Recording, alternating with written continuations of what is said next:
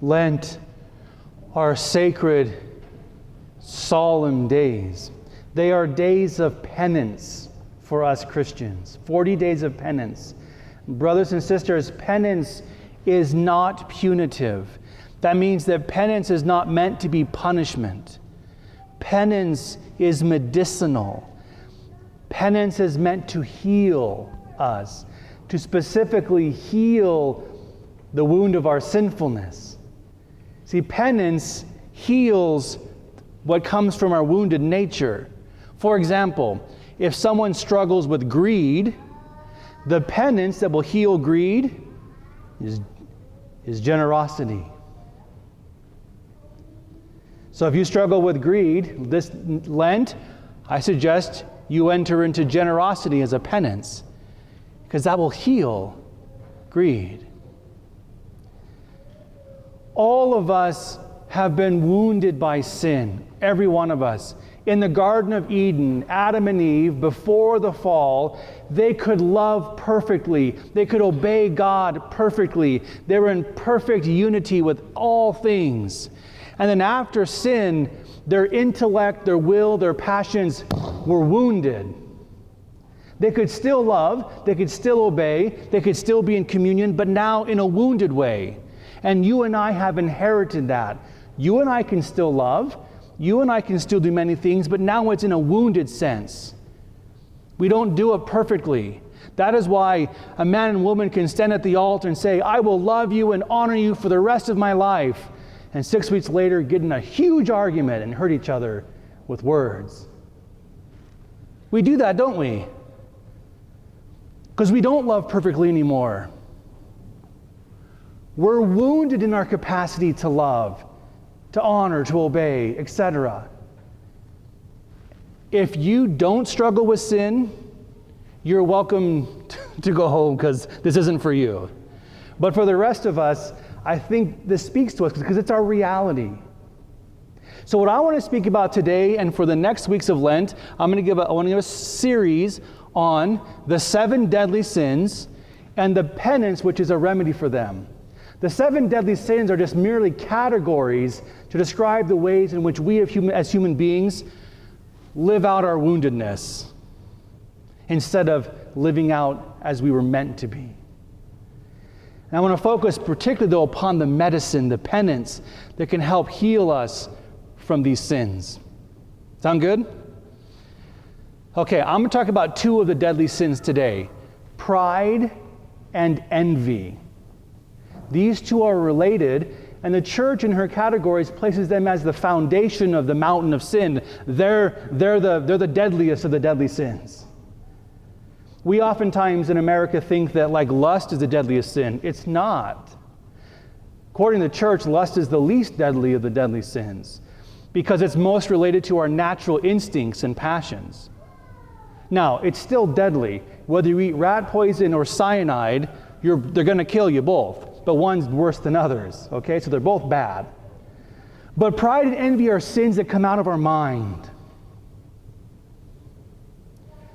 We don't always have control of our passions. You can't help it when you get hungry or when you have a temptation sexually.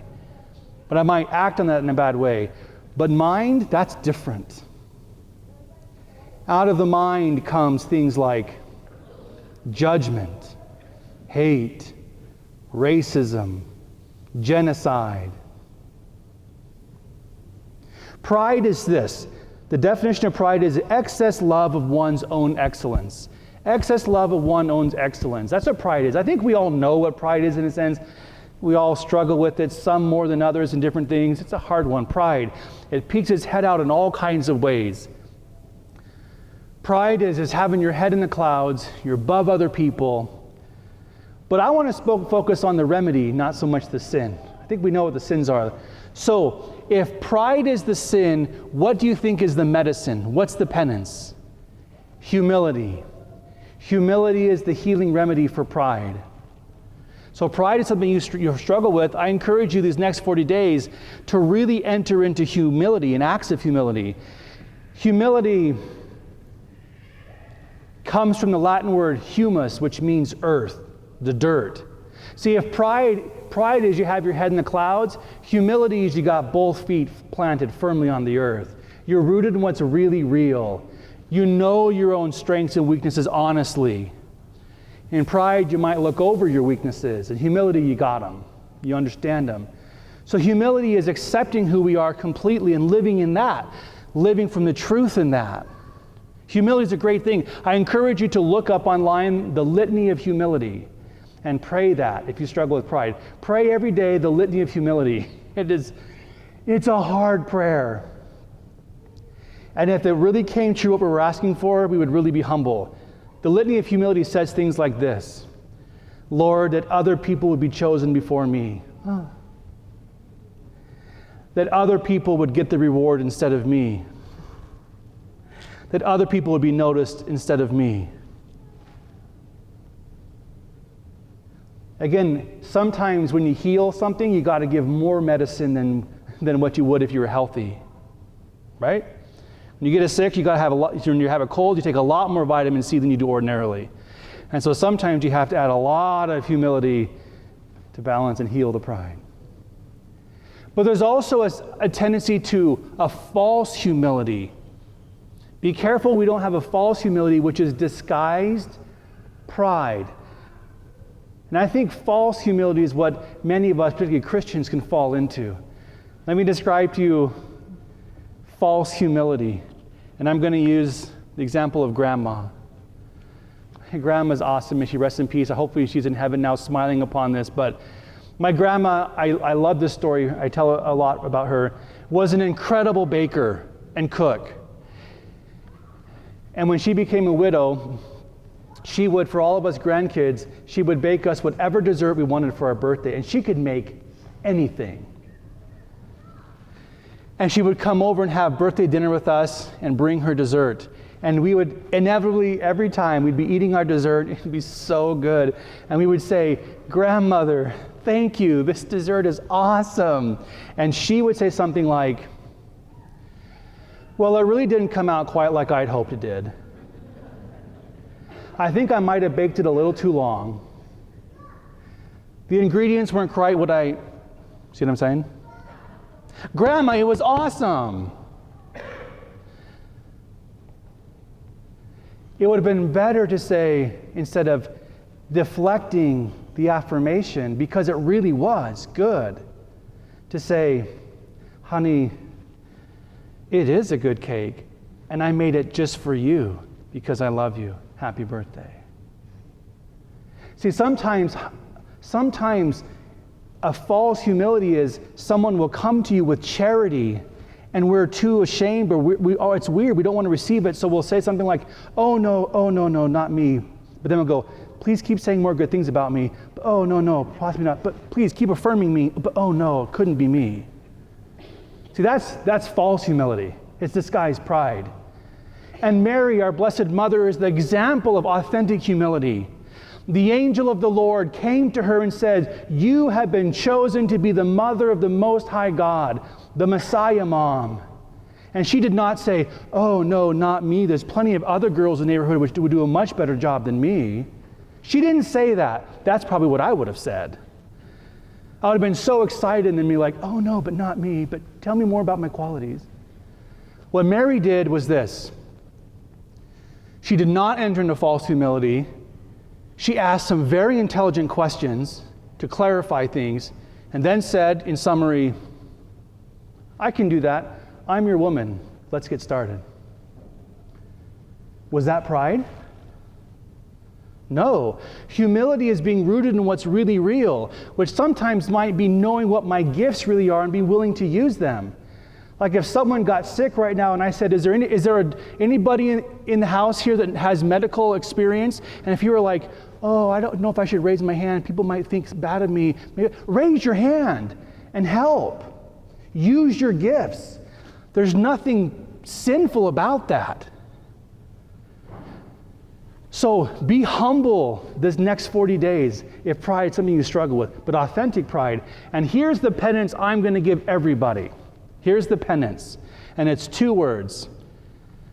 You're welcome. You're welcome. This is going to be your penance. You and I live in a culture that has forgotten those two words, you're welcome, and we don't even realize we've done it. And it happens in something like this. Hey, gosh, thank you so much for helping me today. Thank you. You go to the grocery store. Thank you very much. Thank you.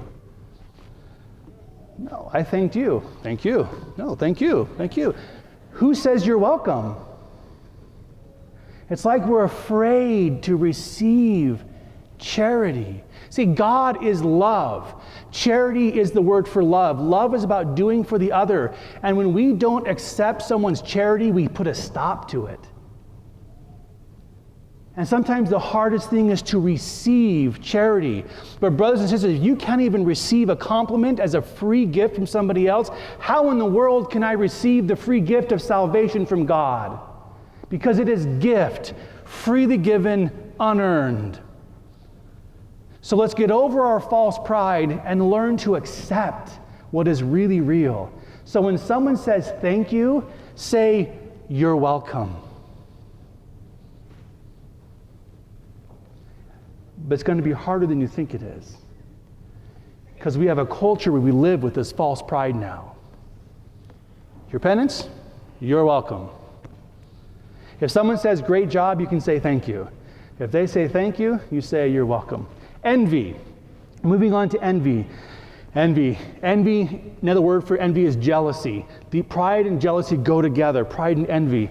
The definition is a great definition. Envy is not great, but the definition I think is great. It's sorrow at another person's success. Sorrow at another person's success. So if something good happens to somebody else, it's like we feel hurt by it. That's the opposite of charity and love.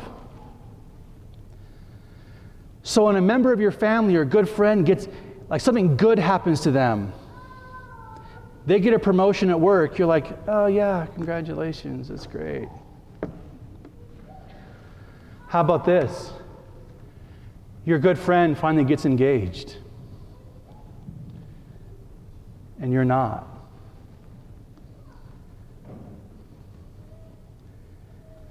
The people who hate coming to Mass on Mother's Day and Father's Day because they don't have children. I know it hurts. They don't come. They feel sorrow at another person's blessing. It can sneak in many ways. We can be envious in lots of ways, and I think we all struggle with these things. When good things that happen to somebody else happens to their kids and not yours, they get the raise and not you. So what's the medicine? What's the penance for envy? Admiration. Admiration. Kindness and admiration is the penance. It's the remedy. It's the medicine for envy. So if you struggle with jealousy and envy, these next 40 days, pour on the admiration, particularly to people who you're envious of, but it has to be honest, not made up. It needs to be things like, congratulations on your engagement. I'm really happy for you. Instead of being envious and jealous. Congratulations on the promotion. I really do think you'll do a great job. You're the person for the job. Etc., etc. This is the remedy to heal our incapacity to love as we should. So I commend you in Lent to do penance. Remember, it's not punishment, it's medicine. And fasting will give you strength to do the penance. And I'm going to end with this. Our school kids have heard this already. The gospel is so many times about opposites. Jesus turns things upside down. Who's going to be first? The last. Who's the greatest? The least. Right? Who saves himself? The one who spends himself. And so if you want to have energy for the spiritual life, do you eat? No, you fast. If I want to have strength for a physical event, I need to eat. But in the spiritual world, if I want to have strength for the spiritual battle, I fast. Just like all the opposites in the gospel. Fasting brings about an honest to goodness strength. Why? Because it's self-denial. I learned how to deny myself in something fundamental. Again, everything I've talked about is about love, about doing something for other. And the foundation for love is for me to not focus on myself, but to do something for you. And fasting is about fundamentally denying myself in order that I may have strength to do something for others. Get it? Jesus spent 40 days fasting in model for us. And we are a wimpy nation when it comes to fasting, and I'm right at the top of that. First world countries are not good at fasting.